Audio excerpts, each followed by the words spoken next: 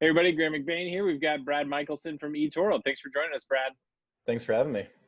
No problemo. We really appreciate you being a part of Remote CryptoCon.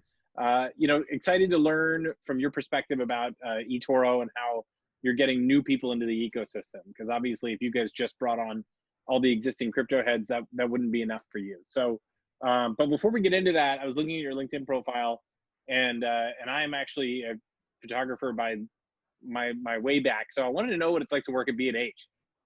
Yeah, it was actually really interesting. I was still a writer at that point in my career. I was like a technical writer for them while I was there. So I worked for their product development wing, and I it's kind of like a subsidiary, and I wrote product manuals and the packaging that goes with products. And I was into video and photo back then, so I got to play with all the new toys as they came out, and it was a lot of fun. Actually, it was a pretty cool job.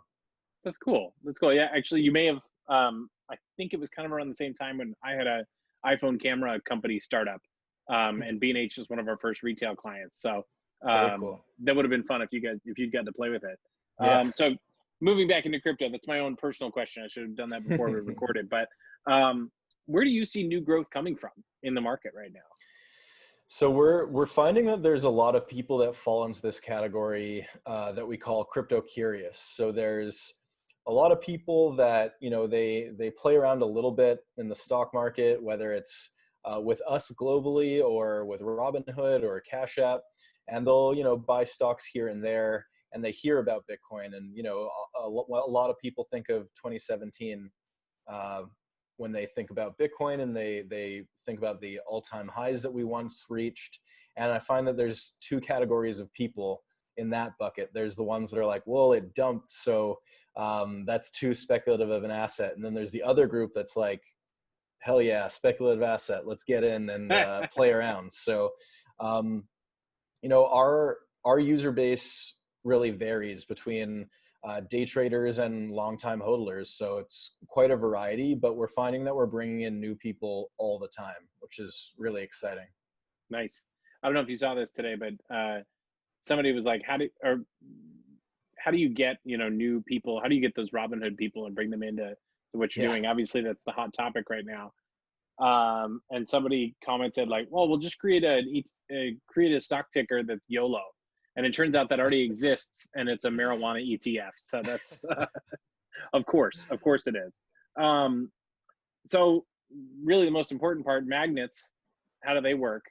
But I mean, memes. Great question. How do you create memes? Meme marketing is something I know you guys dabble in, but for people that are just starting out, it seems like such a weird world to get into. You really have to lean into your strangeness. So what do you guys find works for you? Yeah, I think that the secret to memes, but actually all content in general, is just timeliness. There's always going to be some middle ground between taking your time and making sure it's as good as it could be, and making sure that you're putting it out in time that it's still newsworthy or relevant to the conversation. So we do a lot of work with like GIFs and things like that on Giphy. So there's a lot of money printer GIFs you might see on Twitter that are coming from us, and Bitcoin GIFs and all the other assets that we support. So it's just being there when the conversation's ready and jumping in and putting in your 2 cents, whether it's lighthearted or some hard-hitting opinion, whatever it is. But yeah, I've definitely gone through the experience of pulling up a GIF and having it say eToro on the bottom and going, you makes me so mad. It's pretty mostly fun because in the feed. Yeah, well, it makes me mad that you're better at it than I am. So, I mean, speaking of the theme of the day, right? Do you guys have a presence on Wall Street Bets? We don't actually. It's something I've been thinking a bunch about, trying to find opportunities to get in there. Right now, we are only crypto in the US, but we'll be introducing stocks in the next little while. And at that point, I think that's going to be a big target for me. Yeah, it seems like one of those, you're going to have to do something crazy to get there, to be like in on it. Yeah. I don't know what it quite is, but it seems like a trial by fire for sure to be loved by them. Well, what's nice for us is we have a lot of those social features built in. You know, every asset has its own social feed, and people talk about market sentiment on our feeds all the time. So I think that the goal there would be to move some of that conversation over there and then have that be emulated onto Wall Street Bets. I wonder if you guys should add like a Wall Street Bets filter. Like, how do you want your Nice. content to be like G, PG, R, or Wall Street Bets? And then like Nice. maybe that'll work. I don't know. I'm just always giving you good ideas. Oh yeah. Um, we talked a lot about content. It's a big thing that you guys do, but I'm sure you do paid as well. Yep. Um, what does that look like? I mean, getting paid to get people into crypto. How does that go? Yeah, a lot of trial and error, and depending on how you approach it, everyone looks at it slightly differently. But I think that there's a growing consensus that regardless of what platform you're on, it really comes down to the content at the end, right? It's the same as what goes viral organically on Twitter or Reddit or any other platform. So you always have to come from a content first perspective, because you can always optimize targeting, you can always optimize your spend. But when it comes to the actual content, I highly recommend spending most of your time there and then optimizing afterward. Interesting. So sort of develop where it's free, and then take what works and put that into paid. Is that kind of a Absolutely. That's a great testing regimen that I've applied at many different companies. interesting? That sort of brings me. You spoke about timeliness with memes. We're talking about sort of where to develop stuff and then and how to put it into paid.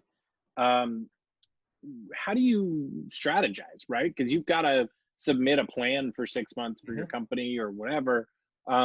Do you just sort of use boxes and say like, we'll put in great content here? How do you do that? Good question. So it helps when you have a really good team behind you. So um, what I typically do is basically what you said. You have your boxes and you decide what the priorities are for those boxes. Those boxes are different channels.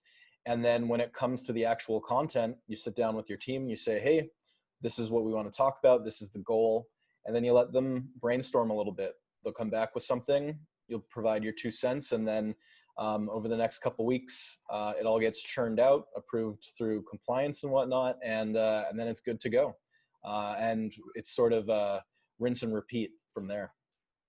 It's interesting. You said a couple weeks, but then you also mentioned timeliness, right? Yeah, So that's got to be a balance that you strike. So yeah. is there certain leeway you're allowed with like day to day repeating kind of stuff, or what's that? How does that work?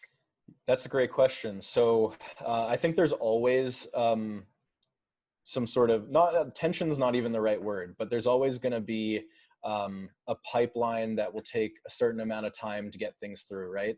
We're lucky enough that we have a very great compliance team that is always on board to try new things, as long as we're staying within the rules.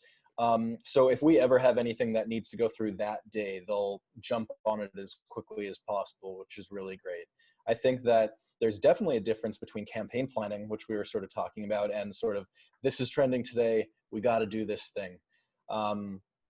It's tough with Twitter because you don't want to break any rules, but you always want to be as responsive as possible. So the best teams always do plenty of training so that they know what they're not allowed to do and what they are allowed to do. If there's anything that skirts the line, you just shoot them a hangout and see if it's okay or not, and then go for it. But we rarely run into those issues. That's fair. It sounds like it's less of a like planning issue and more of a just sort of boring traditional internal company stuff, right? Like, Yeah, yeah, exactly. that's interesting. Okay, cool. Um, so you talked about your team and how important they are. eToro is UK based, right? So how long after the US moved did you come on, and what's it like working for a cross pond company? Yeah. So eToro is 13 years old. Our actual headquarters is in Tel Aviv. So we have sort of some central teams there, and we have what's more or less internal agencies that will support all the different regions. So we have like 13 offices around the world, something along those lines. And the US is just the most recent region. So we've been servicing customers since last March, so a little bit over a year. And I joined last July. Oh, cool. Okay. Yeah. So you're New York based. Yeah. B&H Photo, if anyone's a photo nerd. Um, how do you see New York crypto versus California crypto? That's a good question. I think a lot of people try to define this just anecdotally over drinks all the time at crypto meetups. I think that a lot of people like to stigmatize the New York crypto scene as being a lot more banker based, and then the West Coast California crypto community to be a lot more development based. But really, in my experience, it's a mix. I think that one thing that's interesting about the crypto community is that it's particularly diverse in skill sets, and people are decentralized and scattered all over the place. So while there might be a slight overrepresentation of any of those groups in any of those locations, it almost doesn't matter because these companies are sort of sprawling across the country anyways. Hmm. Now, it's interesting that you guys, obviously you're stock based everywhere else for the most part, and crypto is sort of Mhm. the side business, and you guys are crypto first, and then you're bringing on stocks. Do you think that crypto is going to get pushed to the side a little bit, or are those cultures sort of melding pretty well as it is? So our CEO Yoni, he has actually been into Bitcoin since like 2010. He has emails going back to then talking about it. Vitalik used to work at eToro before he went over and started Ethereum. So there's a real OG pedigree in the company. So there is a huge emphasis behind the scenes on R&D and building infrastructure for tokenizing assets, for example. That's a big focus internally on the company. So I think that while outwardly facing in other parts of the world, stocks currently might be the main focus, there's a significant behind the scenes effort in introducing some of the tenets of crypto and blockchain tech into even the traditional markets. Hmm. Very cool. And so, circling back on content a little bit, you mentioned that there's sort of crypto curious people, right? Um, do you find that there are people that that are less than crypto curious? Maybe they're, I don't know a clever word for it, but they barely know about it. Do you think Mhm. that it's fruitful for companies to try and create educational material and be the first place someone really learns about crypto? And is that something you guys try to do? Absolutely. That's a really tough thing to tackle, and there's a lot of companies trying to do it. So, with some companies, it's as simple as having a resource center with SEO optimized content, and it's easy to find if you search for it, and it's easy to point them there if they come to your customer service team and have questions. For other people, it's full on educational programs or certificates or whatever else. So, it is undoubtedly important. It's just labor intensive and expensive. So it just depends on what your company's priorities are. So for us, it's a little bit in both directions. This is a project that we've been working on for the last little while, and there's a lot of different avenues to take, whether it's partnering with an Ivy League college and offering a certificate, or creating your own program and developing your own platform. It's definitely important. I just think that no one's really cracked the egg on that yet, and I think that's something that will sort of develop over the next few years. Hmm. Okay. This is a question I just thought of, but I think it's a funny one. Who do you think is the Jim Cramer of crypto? I feel like everyone in crypto is the Jim Cramer of crypto. I don't know if there's one in particular. Also, it's not a great thing to have an answer for that. So well deflected. So talking about social, obviously you like to make jokes. You have got jokes, as they say. Do you have any secret alt accounts, and are you willing to reveal them here? On Twitter, you mean? On anywhere, I don't care. Uh, I think as a marketer, you always have some alt accounts running on some platforms, mostly just to experiment or troll people once in a while.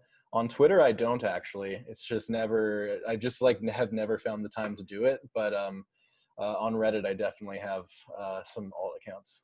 Oh, everybody has Reddit alt. If you don't have Reddit alt accounts, you're a psychopath. I think That's right. that's the Yeah. only thing that makes any sense there.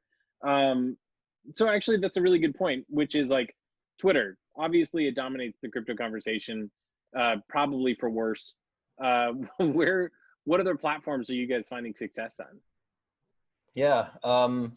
Twitter's a big one, obviously, right? It's the center of the universe for what we do. Everything else, in my opinion, is on the periphery. Like Reddit used to be, you know, by far the most important resource years ago, and that really shifted. And now, really, the quality has gone down quite a bit. It's largely shilling and that sort of thing. You know, a lot of people like to talk about Telegram, but I think there are communities even leaving that now for Discord. It sounds like Discord might be the new place for that kind of communication. And then there's also a growing community on Instagram, believe it or not.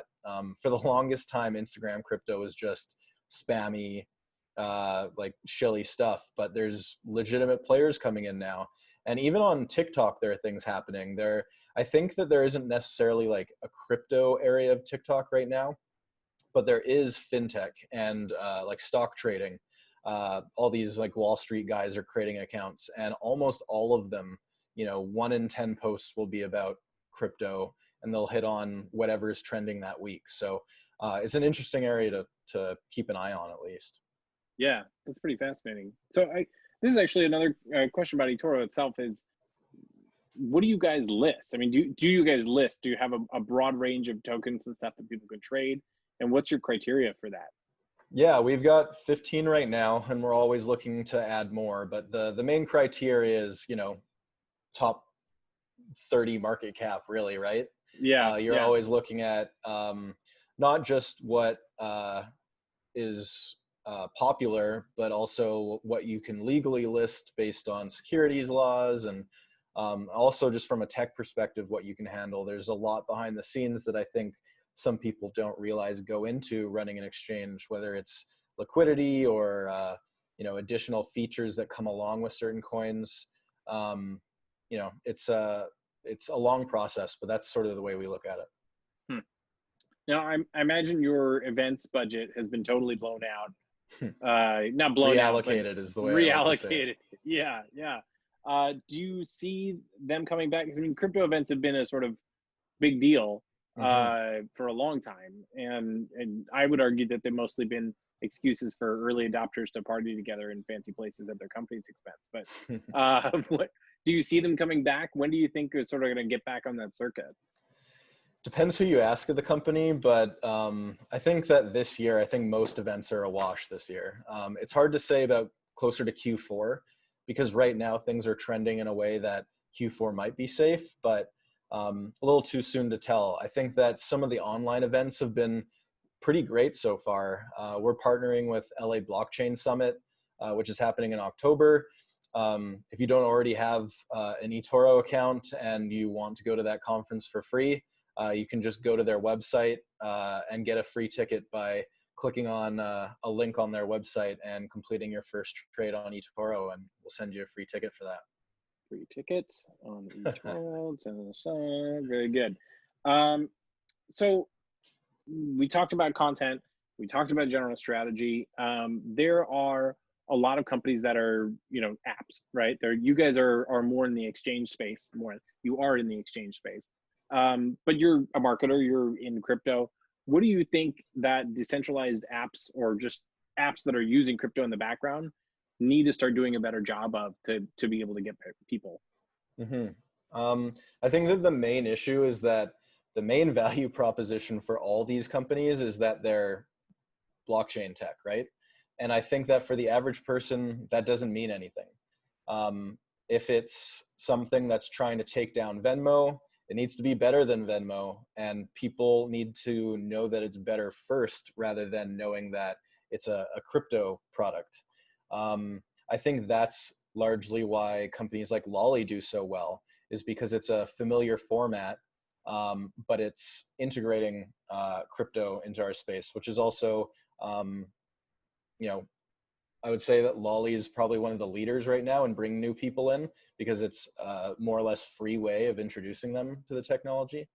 Um, but I really think it's positioning. Branding's gotten a lot better, especially in the DeFi space. There's like this huge emergence of beautifully designed branding, and some of the platforms look really awesome, which is a fantastic step in the right direction. Um, So it's mostly positioning and UX is the main issues. Yeah, I think that's probably got a lot to do with it. Um, do you think crypto is in for sort of a longer winter with the larger economic picture, or do you think that things might get better? I mean, especially after today's stock market. For those who are watching this later, today's the day it dumped 7%.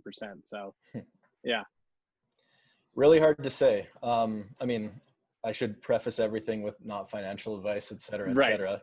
Yeah, But I don't know. Hard to say. It really depends who you listen to and what your philosophy is on this. For some people, as the economy gets worse, Bitcoin, in theory, is a safer place to put your money. But at the end of the day, on the other side of that coin, people still have to pay their bills. So, it makes it harder to hodl through that sort of situation. So one could argue that it won't be good for the overall price with people liquidating in order to pay their expenses. So yeah. could really go either way. Doesn't matter how disgusting the Fed buying junk bonds through 2022 is to you. If you got to buy steak or if you got to buy chicken, you got to buy chicken. So Yeah. totally understand. Well, Brad, this has been awesome. It's really great to get your feedback and input as someone in the space who interfaces with new customers. When I get the chance, I'm going to try and beat you at your gift game and hopefully rise to the top there just for fun, just to, if anything, to annoy you. Just so you Um, can. just so I can. Yeah, I got nothing else to do. But so where can we find you? How can people connect with you or eToro? You can find me on Twitter at Brad Michelson. You can find eToro, or at least eToro US at eToro US or at eToro. And check out eToro.com for the leading social trading platform in the world right now. Nice, excellent impromptu commercial. You're well trained, sir. Thanks so much for being part of this. Thank you.